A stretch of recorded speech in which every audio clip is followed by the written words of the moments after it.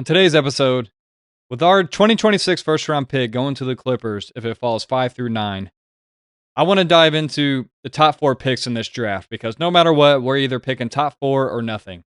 So I think it's important to look at each of these top 4 prospects. And on today's episode, I'm going to dive into Darryn Peterson and how his offensive game would fit the Pacers, what he would bring on the defensive end, what areas I think he needs improvement on, and how he can improve on those moving forward. And ultimately, I give my final opinion on if I believe they would be the best fit for the Pacers and the best selection in this year's draft if we were to keep our top 4 pick. All coming up next on the Pacer Pulse podcast. What is up, Pacer Nation? Welcome to the Pacer Pulse podcast, the heartbeat of Indiana basketball. I'm your host, Sean Trader. And today, guys, I wanted to start to do a 4-episode series, especially with the All-Star break right now where we have some time here. But I want to go over the top 4 prospects in the 2026 draft because it's either that or we're not having a pick at all. So I think it's important to see these guys' strengths, weaknesses, and I just love the draft, to be honest, guys. So I love talking about draft prospects. And I want to dive into how each player would fit our team offensively, defensively, what they would bring to the team, what weaknesses they may currently have that they are going to have to improve on to help maximize our team's title window right now. And also, I'm going to give my opinion on who I believe will be the best pick. And I'll kind of lean into that at the end of each episode when I talk about these guys. Ultimately, I think they're all great picks, so don't get me wrong, but I'm going to give my final opinion on that. And like I said in the intro, I want to start with Darryn Peterson for Kansas. So, Peterson, he is 6'5", 195 pounds. He has a standing reach of 8'7", which is elite for a guard. If you think about that, that's like a foot and 5 inches off. Yeah, a foot and 5 inches off from being able to touch the rim without even jumping. So, elite length for a guard, which is pretty unheard of. Honestly, he's not going to be like a shot blocker. I don't think that means anything in that sort of sense. But it just shows the elite length that he has, and he has a 6'10.5" wingspan. So that is tremendous size for a guard slash. I think he could even play some small ball 3, and I'll get into that later too. But I want to start off with his offensive breakdown. So right now, he's averaging 20.5 points per game. He's averaging 4.2 rebounds, 1.7 assists. He's shooting 48.9% from the field, 41.9% from 3, and 79% from the free throw line. So pretty solid numbers. I know he's been hurt quite a bit, so it's not like getting the full picture of the season. He's played limited minutes, so he could even have higher numbers if he was playing fully. But he's had these weird injury sort of things that keep popping up. But what I think he can provide the most for this team offensively is just he's an elite 3-level scoring threat. He's 42% from deep, which we know is really coveted on the Pacer team right now since we're like one of the bottom 2 teams in the NBA. Maybe we've climbed up since I've last looked. But still, we need a lot more shooters. We can't rely on Shepard and Walker and some of these guys to be fully consistent. And just showing that if he's showing that he's shooting 42% from 3 in his college career so far, that is huge, guys. And the fact that I think he's doing a lot of these on spot ups because he's not really been the primary initiator. I know he can do spot up threes, but I know he can also take them off the dribble too, which is, I mean, once you can start hitting threes off the dribble, that takes your offensive game to just like an elite level. And that's where you see like the great players in the NBA, like Edwards, like Halliburton, of course, like Steph Curry. And I'm not comparing them to these guys. I'm just saying the guys that can hit like these threes off the dribble like that, you see how elite they are offensively too. And it just kind of translates. But I think he projects to be as like a great pull-up shooter and a spot-up threat, and that's especially important next to Tyrese Halliburton, considering Halliburton's going to be running the show. So if you envision, let's say, Peterson as a 2 guard or the 3, if we play like a smaller kind of lineup, because he has the length to play the 3, he's going to be a perfect like kick-out option for Tyrese, or even Zubac when he gets doubled in the post, or even Siakam whenever he gets doubled in the post, and there's somebody wide open in the corner on the wing. I think he's going to be able to capitalize on those quite a bit, and his shooting's just going to continue to get better, and he's going to be able to attack those closeouts too, like when defenders start to run at him. But I think Halliburton, he's just going to generate a ton of catch and shoot opportunities. We saw that with Neesmith this year, where we know how it is. I'm sorry, excuse me, last year, where Neesmith has so many wide open looks and his 3-point shot was just automatic, which is still not bad this year. I'm just saying, like, he had so many easier shots to where he was a 50, 40, 90 guy last year. Even though he didn't play the full season, it just shows how much Halliburton kind of unlocked his shooting even more. So I think imagine Peterson next to a Halliburton, where it's just going to elevate him to even that much more heights on offense, especially as our team's offense, where we know we really only have like Halliburton and Siakam as true creators. Nimhard has improved, and I think Zubats, he can score in the post some, but he's not really a guy you necessarily just go to and give him the ball and let him cook all the time. Even though he averages like 14 a game, that's still good. But and maybe Nimhard can provide more of that too. But a guy like Peterson would like easily just lift off the load of Halliburton and Siakam's shoulders, and would just be able to give another outlet, another scoring threat that can just score from any level on the court. And he's just a strong athlete too, where I think he's going to be able to get out in transition. Halliburton's going to throw him some like full court passes. I could already see it now where he's getting easy dunks in transition, or just being able to run like 3-on-2 fast breaks, make a decision, or just finish above the rim quite a bit. I also think he could be a sneaky good like lob threat too, where we could have him kind of like what we do with Obi Toppin sometimes, where he cuts baseline and he's able to get some easy alley oops in that regard. I think even Peterson could kind of fit that mold because he's just so athletic. And just the fact that we're missing Matherin now, where we don't have that extra scoring option, where a guy that can just get his own shot, draw fouls, or just score from all three levels, we don't really have that outside of Halliburton and Siakam as much now. So I think that's somebody that would fit in like a glove in that aspect. And he finishes well inside the arc too. He's finishing 48% from the field, which is elite for a point guard, or I guess you would call him, I call him a shooting guard. I think some people think he can be a point guard, but either way, a guy that's in the guard position, that's an elite number. And I think it's only going to get better as he gets stronger too, because I think that's one of the things he can tweak to get a little better, is just to add more strength on his frame. Kind of get to like, I'm not saying he needs to get to like Anthony Edwards size, but if he can get like kind of close to that, I think it would just unlock his game even more. But you also have to be like careful about how much weight he puts on so it doesn't cause more injuries, and I'll get into that later. But I just think he's got such great explosiveness where he's going to be able to finish over the rim a ton. And we saw that poster dunk he had against BYU, so we know he's got it in him. But what I like about Peterson a lot is he doesn't need the ball to be impactful, and he can play off movement, cutting, and spot ups. I think that just the way our pacer system works, the way we just kind of have like a free flowing offense, it's randomized. People always say that it's just almost controlled chaos in a sense, where you don't know what guys are going to do with the ball. They're going to either shoot or pass. They just don't know what's really happening. And I think he could fit that ecosystem pretty well, where he's going to be able to shoot off the catch, or he's going to be able to get cuts to the rim where Halliburton, Siakam, or Zubac can dump a pass off to him, and he's going to be able to finish inside. And just being able to be a spot up threat as well is just such a huge asset as well to this team.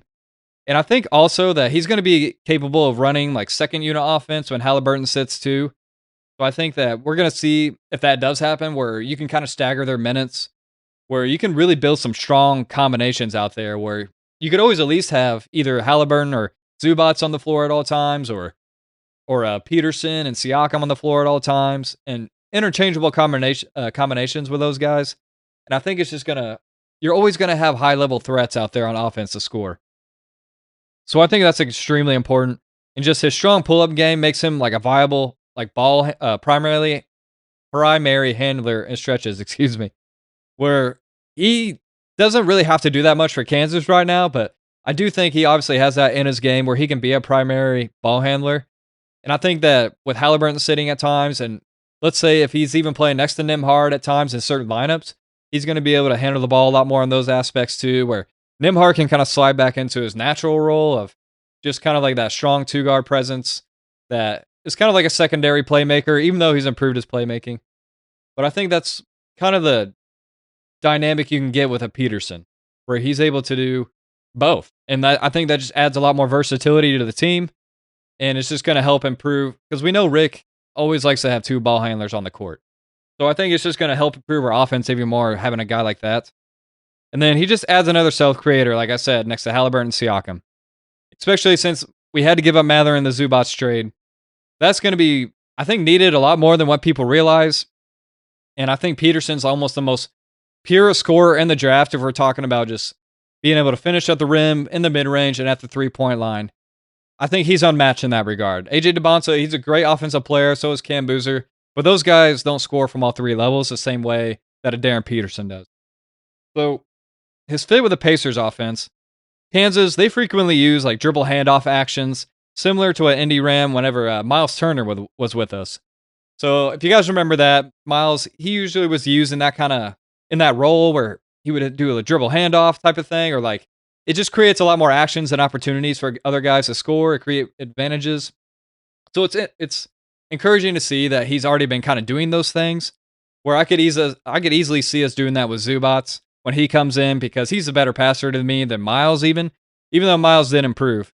But imagine like Zubats creating screens even like dribble handoff screens for guys and how much space they're going to have to operate to either drive inside or at least get a couple feet in the paint and kick it out to an open shooter because Zubats is going to be able to create so many more opportunities in the dribble handoff game. So I think that's only going to provide even more scoring opportunities for Peterson and for him to create for others as well. So I think that really fits the Pacer system and like just the way he's able to play. I just think it really leans into our random flow heavy style of offense. And then his offensive ceiling is just he's a better shot creator than a Neesmith, let's say, and arguably a higher ceiling than Matherin has been. So imagine adding that kind of guy to the team, especially on offense. So that's where I want to lead into like where he could bring a lot on the defensive end for the Pacers. So right now he averages like 1.3 steals per game, which is a solid number probably for how many minutes he's playing. He's not playing a ton, I think. And then half a block a game, so you're seeing him use his length a little bit, and I think he could get that up to 1 block a game possibly. Especially with that 6'10 and a half wingspan, 6'5, 6'6, and with his leaping ability. And I think he's going to be able to translate those physical attributes way better defensively than, let's say, an AJ DeBonsa. Even though he's way taller, I just don't know if he has that natural instinct on the defensive end the way I think Peterson does. So that should to be determined, but also I think that he's going to bring a lot of versatility and positional flexibility on the defensive end. So he can guard multiple positions, right? He can guard ones and twos. And I think in even some instances, he's going to be able to guard threes as well.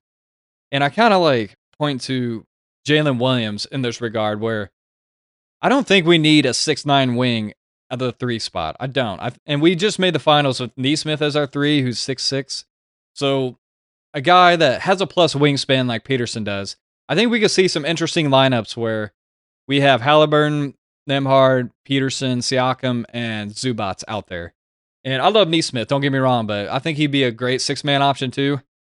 Plus, it just gives the lineup more scoring flexibility as well, but like, and defensively, I think it just unlocks a whole other tier with Peterson. So he could realistically defend wings because he has that elite length, like I was saying. And then just still maintains good size with that kind of lineup that I just mentioned. And like I said, it's very similar to what the Thunder did, where Shea is like 6'6". They have Casey Wallace, who's like 6'4", 6'5". So think of it almost like a Thunder-esque lineup, honestly, because all our guys are almost the same height as those Thunder guys. And we've seen how like versatile their defense is and how impactful it is, even with like guys at those height. So I think we can almost kind of replicate the same thing if we get a Darryn Peterson. But how he would fit the defensive identity of the Pacers, he could help cover Halliburton's defensive weaknesses, kind of like the same way a Nembhard does for Halliburton, where he's going to be able to take the primary like offensive threats on the perimeter and have Halliburton kind of hide him on the weaker guys still, and he's just going to be very similar to what Nembhard does on the defensive like side of the ball. Especially, he's going to have a higher ceiling than Nembhard on the defensive end. But he brings length, athleticism, and I think he has a lot of point of attack potential too because of all those things.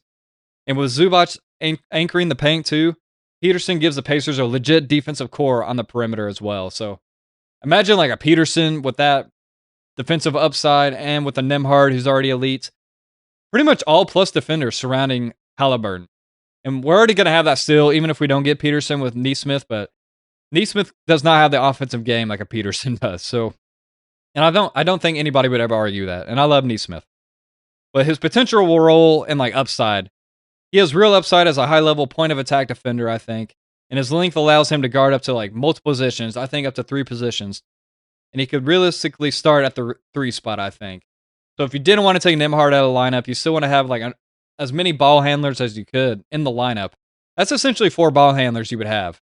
So that's where I think his defensive attributes could really bring a lot to the Pacers, where it's going to give us that much more lineup flexibility. And I just can't imagine how fast we're going to be able to play.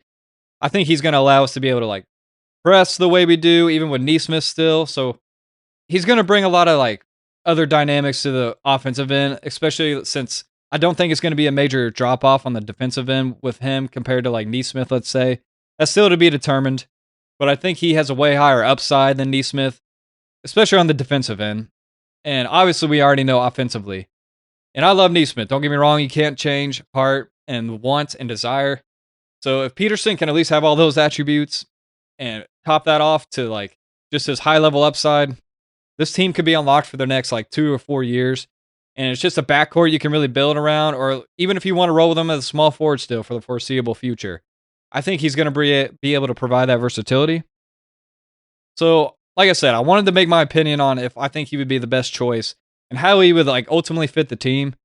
So I've kind of made those arguments so far, and my closing thoughts. I think he just has major upside on both ends of the floor. I mean, it's almost to the moon, and I think it's almost like if Anthony Edwards was still like defending at an All NBA level like he has in the past, I think that's what Darryn Peterson's like ceiling could possibly be on both ends of the court.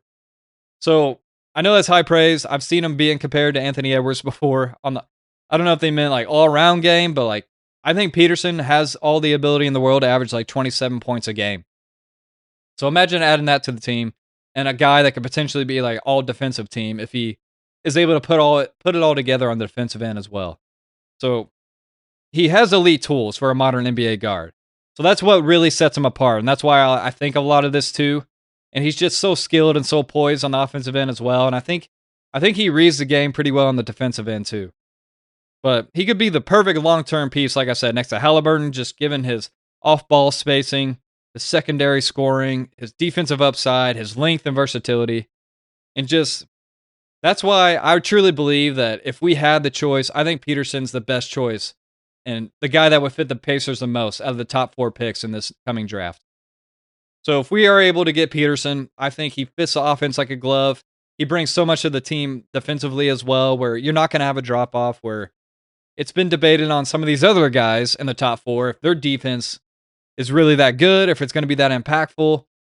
And we also, there's some things to be worried about with Peterson as well. So obviously it's the injury issues where people are worried about his cramping and whatever other injuries he's kind of been battling, if he's been kind of injury prone throughout his career so far. And also, I would say his other weaknesses, I would say, is maybe his playmaking.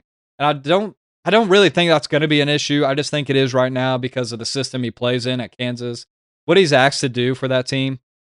I think that's something that's going to get ironed out as he moves on to the next level. And I also think that maybe we just haven't seen it, but maybe his pick and roll offensive game could definitely use some refinement, especially like him reading like what to do in the pick and roll in terms of making the right passes, the right reads, or what to do on the offensive end. I think that is something that could definitely be improved. But also, I don't think that it's something that he's just bad at either, if that makes sense. I think he probably has that in his game. He just hasn't been able to show it. So those are kind of the areas I would say are kind of the biggest concerns. But all in all, that's why I say I think he is my number one favorite prospect out of that top 4. I get Devonta has the size on the wing. Cam Boozer, proven winner on every level. I mean, there's not enough you could say about that guy. One of the best college players in the college or NCAA right now. And the same with Caleb Wilson, in my opinion. I think he has an elite high motor. He's dunks just about everything near the rim, which is awesome to see. And just he has a lot of high upside and potential as well. But I just think Peterson, if we're wanting to win right now, which we clearly are, we just traded for Zubats. We traded a lot to get him. So I do think that if we want to win now, Peterson is going to be the best pick for us because I think he's going to be able to score from the get-go. I think he's going to bring impactful defense from the get-go. and he's going to allow us to play the way we want to play still. He's going to fit into our style, and he's just going to be able to provide more versatility with the team. So that's my take so far, guys. So maybe it changes as I get into these other guys, but I do believe that Peterson right now today would be my number one choice if I could pick any of those top four guys. He would be the one I'd go with as who I think would fit the Pacers the best and help us bring a championship to Indiana the soonest. So let me know what you guys think in the comments, guys. And on YouTube, always please like, comment, subscribe. But do you think Peterson is the best choice for the Pacers? Do you think he would provide the best chance for us to win, especially adding a top pick? Do you think he'd be the most impactful on offense and defensive end, like to help us win a championship right now? Let me know what you guys think. And if he's your favorite prospect, just anything you guys have to say about it. I would love to hear about it. I love talking to you guys about it in the comments. It's always fun to talk about the Pacers with you guys. I enjoy it so much. And I always appreciate you guys watching. And if you're listening to this as well on Apple Podcasts, on Spotify, I truly appreciate it. If you could watch and listen on both platforms, it means a lot. And if you could always please leave a 5-star review on those platforms too, helps the channel grow a lot as well. And I'm really excited to do this series, guys, because I think it's very interesting. We're getting down to the wire. I know we just got fined by the NBA for tanking or whatever it is, but we know how all these other teams have been egregiously tanking for how long now, and all of a sudden you want to start throwing fines out. I know they did to the Mavericks that year when they tanked out to get the Derek Lively pick, but still, it's just like, come on, we're cherry picking here. There's other things they allow in the NBA that I think is pretty egregious, and it's just the way the system's set up. So obviously, we got to maximize our highest opportunities to get a top 4 pick. I mean, I just think any team would do that in the league, and if anyone's upset about it, that's kind of on them, and that's kind of something they need to deal with. But I get it if tanking's a problem at large, but I'm sorry, but we're going to do what's best for the franchise. And everyone and their mother would know that if we get a top 4 pick, this can make us like, I don't know what you want to call it. Not like a dynasty, of course, because we have to win a title, but like a perennial threat to win the NBA title for years and years to come if we get a top pick. So that's my take on that, guys. But let me know what you think of that as well with the whole tanking thing. I know that's a huge topic right now. Let me know what you think of that as well, if you think it's bogus or not. But as always, Pacer Nation, I can't appreciate you enough for listening, and I will talk to you soon.